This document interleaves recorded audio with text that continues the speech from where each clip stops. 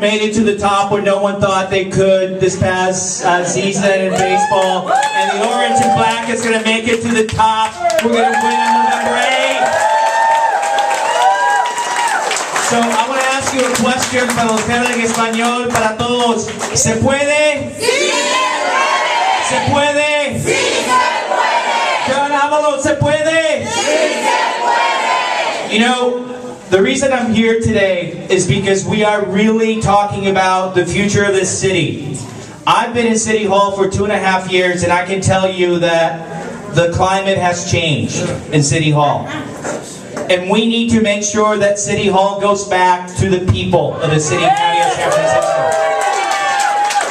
We have a climate in City Hall where corporate interests are dictating what happens.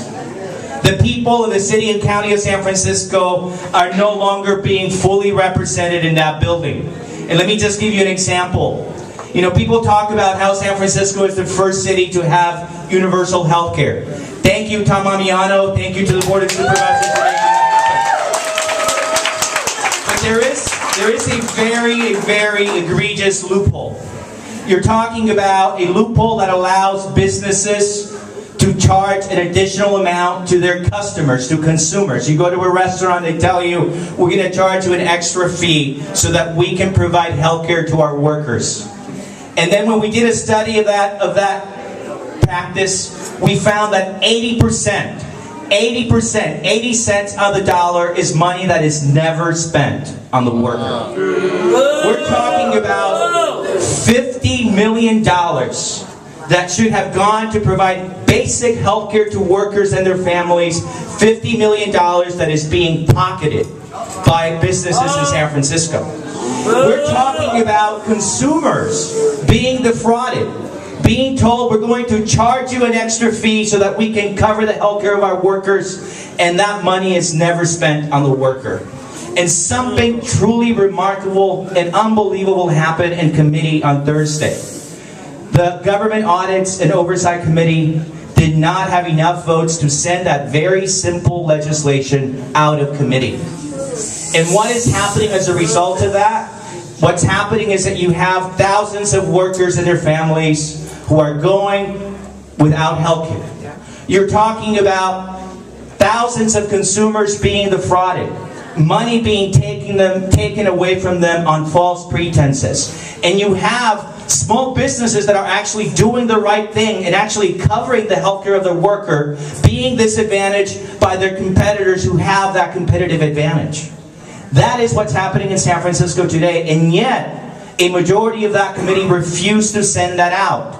And that's also hurting the taxpayer, because you know when that worker and when his kid or her kid does not have health care, they're going to end up in that emergency room, and that means that every San Francisco taxpayer is going to have to pay that health care and bear the burden of covering a family that should be covered by their employer. And when we couldn't get that out of committee, the first person that we turned to and said, we need your help because we know where he stands, was my friend John Avalos. And the thing about John Avalos is that with John Avalos, you don't really have to convince John Avalos of doing the right thing. You don't have to spend hour and hour trying to explain to John why it's important to protect the welfare of these workers. You don't have to explain to John Avalos why it's important that when we tell consumers we're going to do something, that we in fact do it. That's the kind of supervisor John Avalos is, and that is the kind of mayor that Supervisor John Avalos is going to be. And that is what San Francisco needs.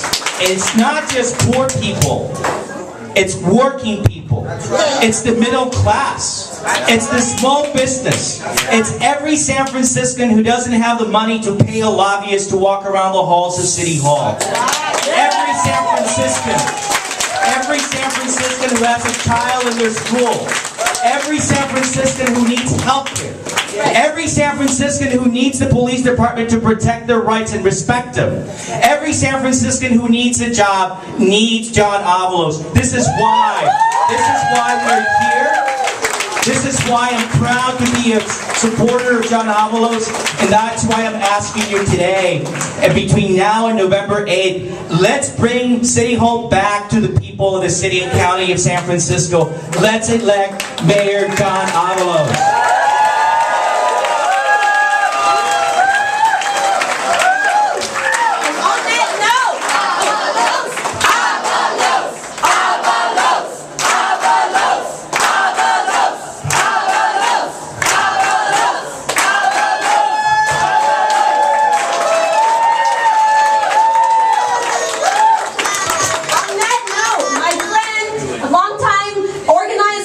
In our community, family man in our community, and the next mayor of San Francisco, John Avalos.